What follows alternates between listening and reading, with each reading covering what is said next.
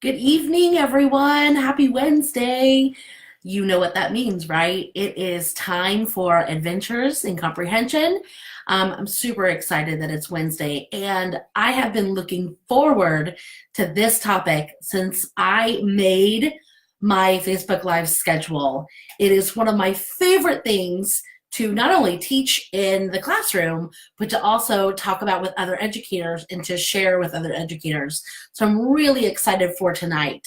We are going to be talking tonight all about interactive read-alouds. What are interactive read-alouds? Why should we be doing them in our classroom? What benefits do they have for our students?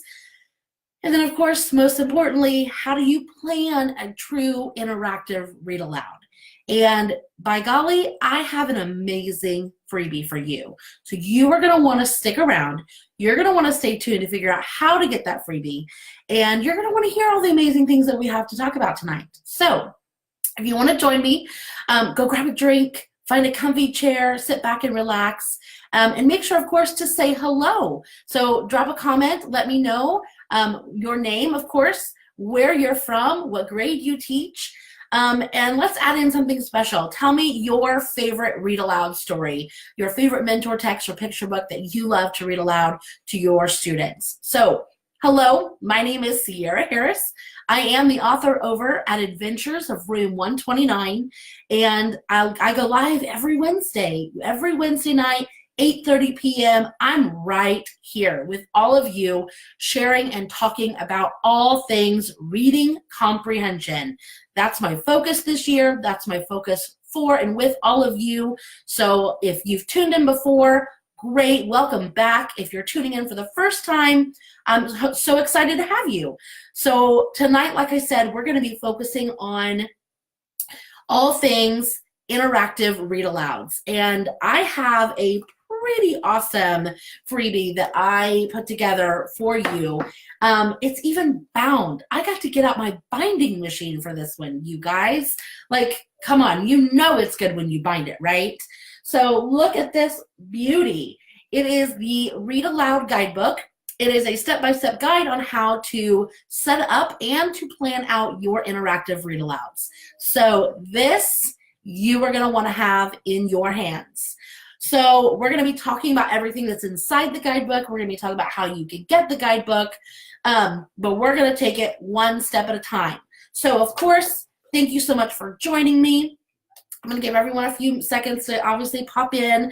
If you are here and you're listening, please comment below. That way I don't know I'm just talking to a blank screen out there. I see Corey is here. Hi, Corey. Make sure to let me know where you're from and what grade you teach. I'm super, super excited to get started. So, interactive read-alouds. Like I said, this is one of my favorite things to do in my classroom. One of my favorite times that I spend with my students is during an interactive read-aloud. Now, we're going to be talking a lot about what the difference is between an interactive read-aloud and just a regular read aloud, because a lot of teachers sometimes like to use the term read aloud for both, or they like to use the term interactive read aloud for both. And in reality, they're two separate things.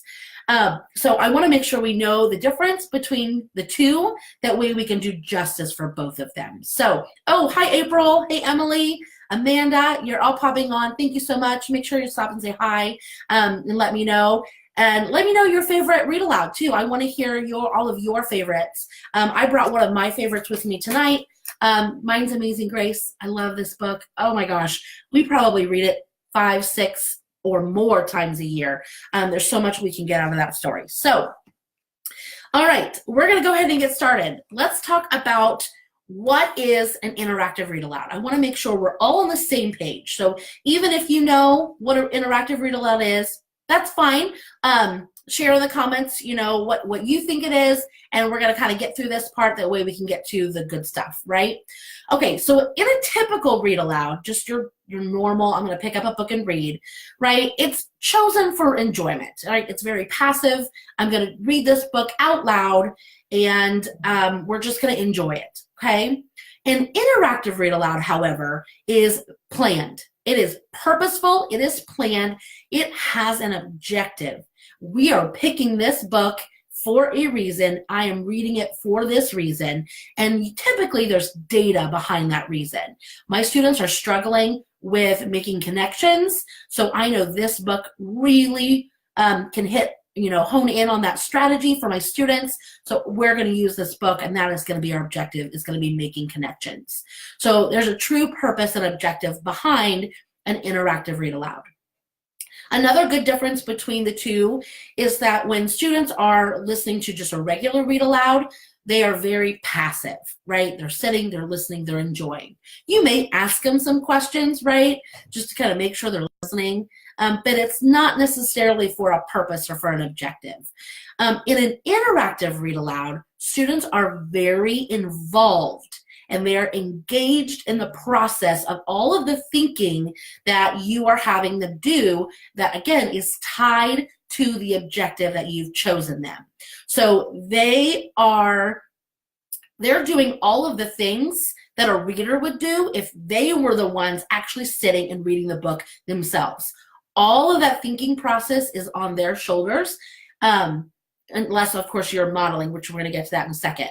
So that is, again, another big difference in the two.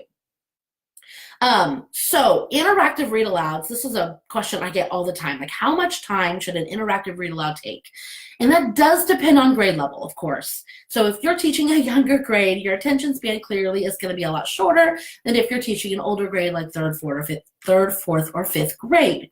So I typically say between 10 to 20 minutes max. 20 minutes is pushing it, even for the higher grades. That's kind of, you're pushing, kind of getting into a true mini lesson there. So I try to cap mine around 15 minutes. But if you move into the 20 minutes, it's fine. It's not a big deal, especially if you're a talker like me, right? So 15, 20 minutes max as far as timing goes, depending on the grade level and also depending on the complexity of the text. If you pick a really rich, complex picture book, that's really, you're going to have some great discussions about, that may be a reason why it takes a little bit longer. And that's perfectly fine too, okay? This is a really good reminder when you're looking about or looking at planning your interactive read alouds. This is always something that I try to remember when I'm reflecting on how the conversation or how the lesson went. Remember that it's not about the book.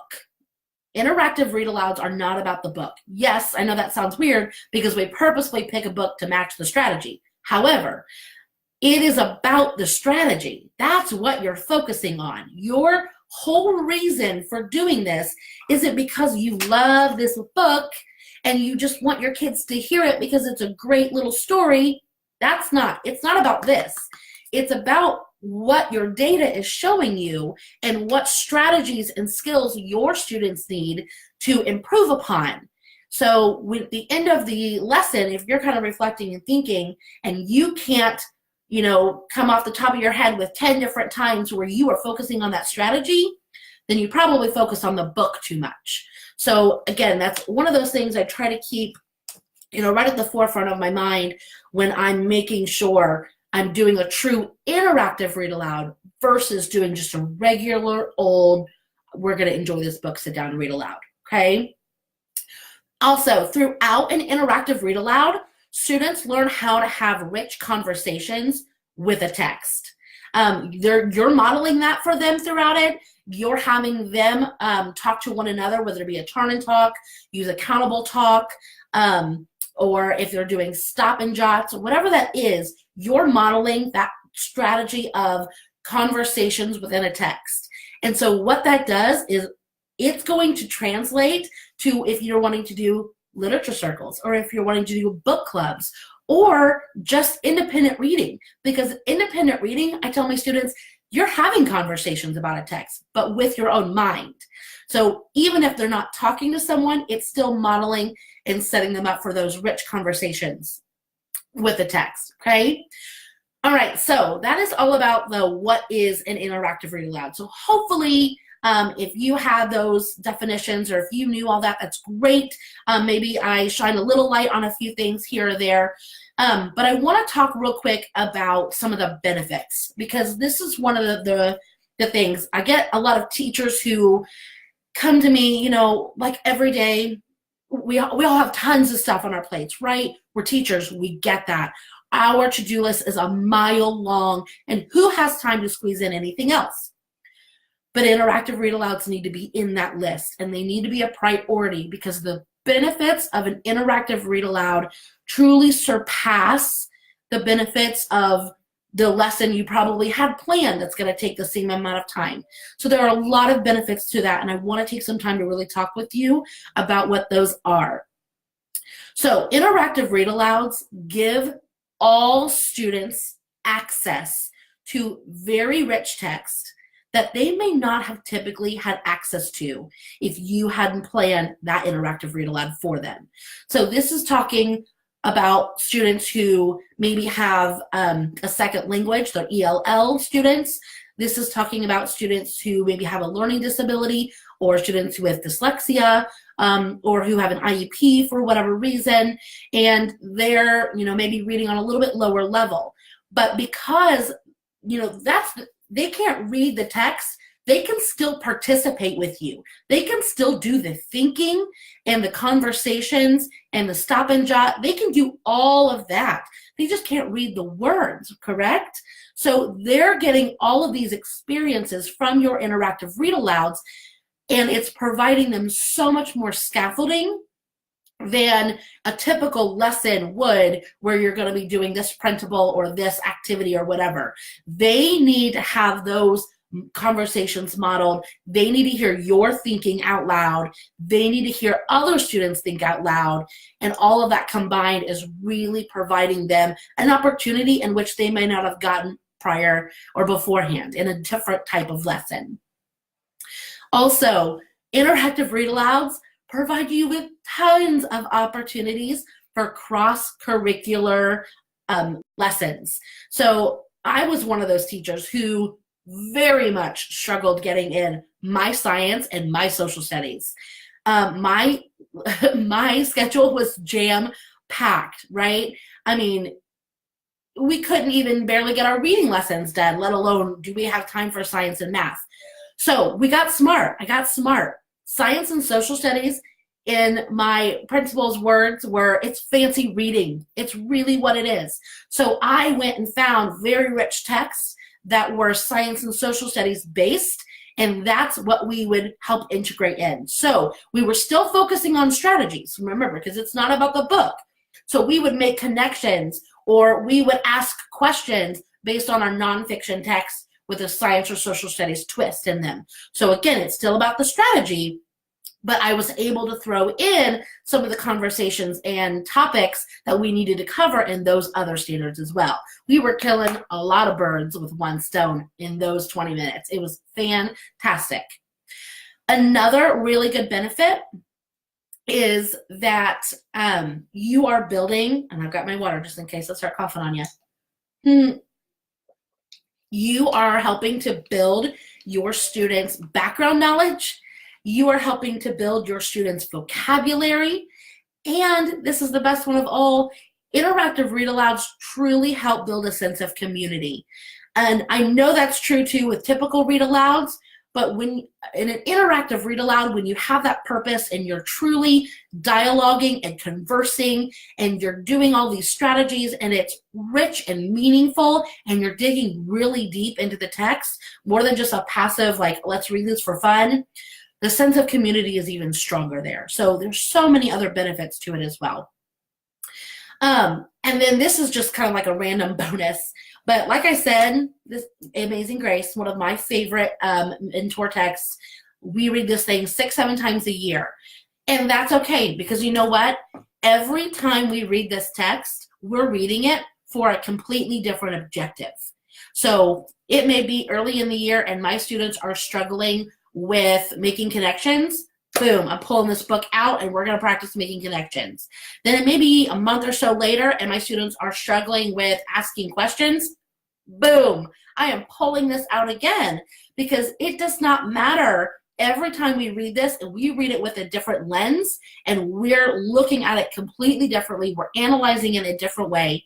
So you don't have to have access to, this whole list of amazing mentor texts. You just need to have that pocket few books that are going to really showcase a variety of strategies. And then you're going to be able to pull out those mentor texts over and over again to be able to get your interactive read-alouds in. And then your students know the text, so they're not working on that comprehension overall. They can really focus in on the actual strategy that you're having them work on, okay?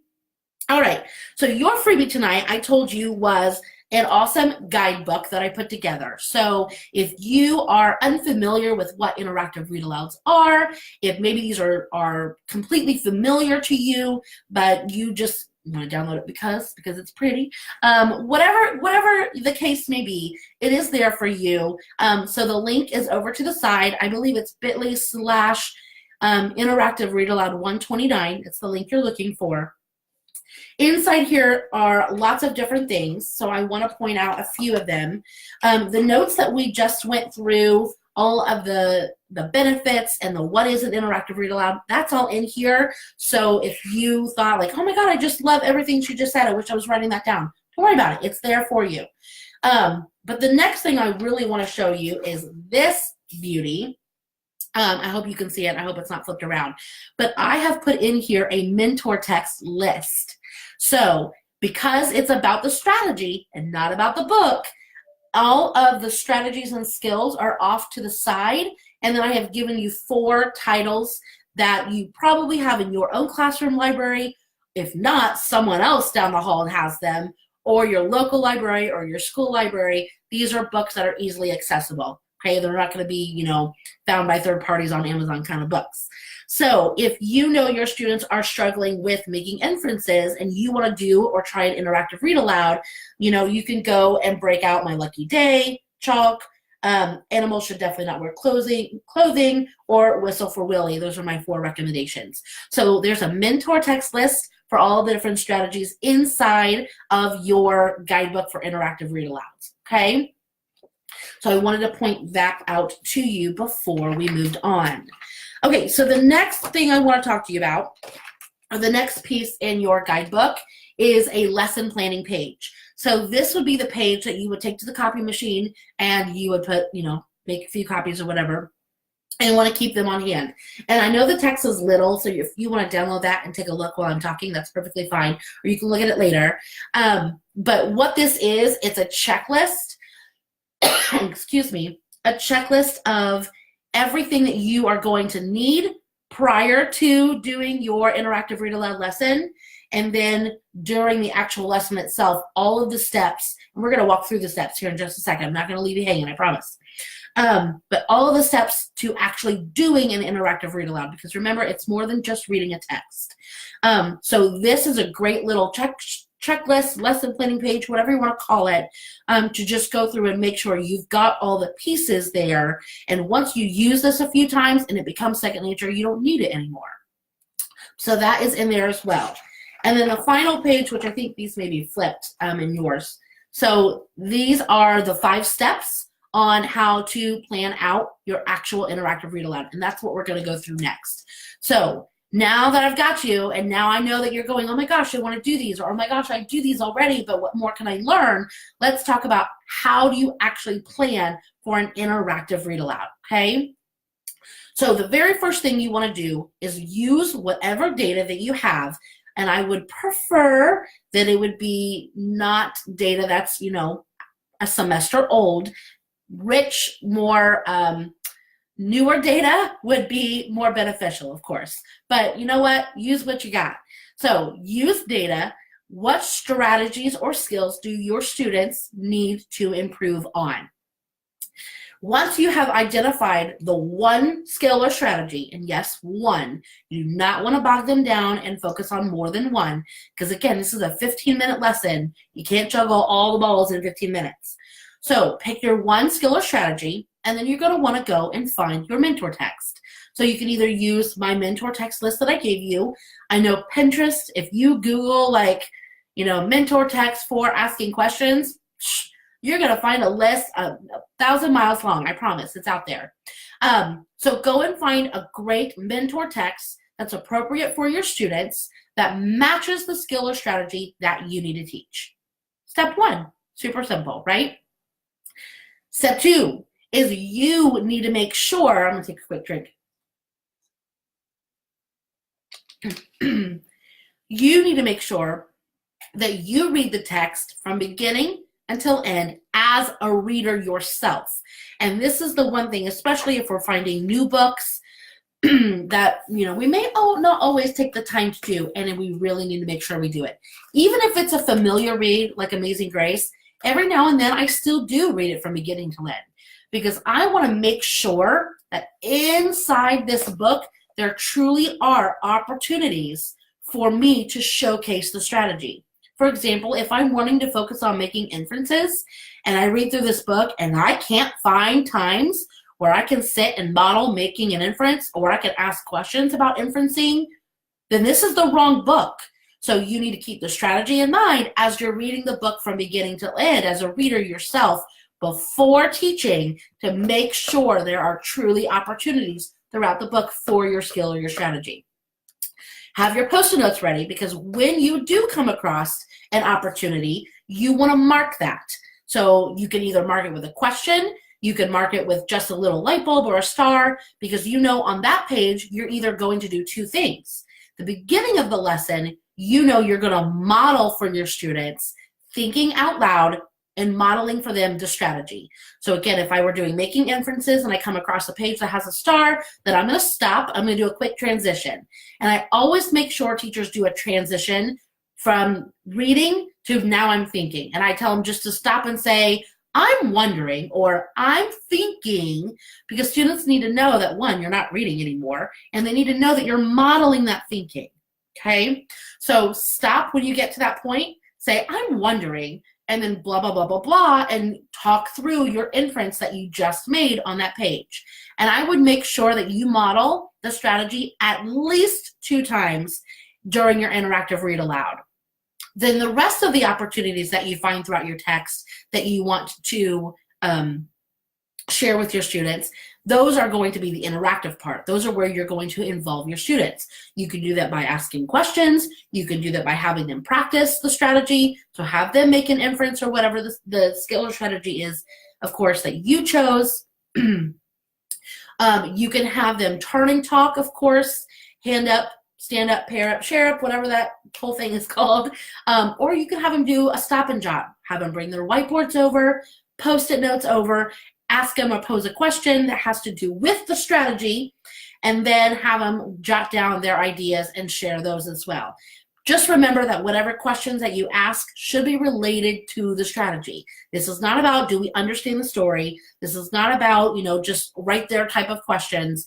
Make sure it's all going back to that strategy. So again, read your text from beginning to end, find your 3 to 5 opportunities for you to stop and jot, or for you to showcase the strategy, and you're ready to go. So step 3 would be to, and this one's optional, I will say, but I'm a huge proponent of it, create an anchor chart. So I know anchor charts, they are there because you need to make them with your students. This is the case, however, where I would have one created prior to, because what I want to do is when I am modeling the strategy, I want to make sure that I am anchoring my thinking to the anchor chart.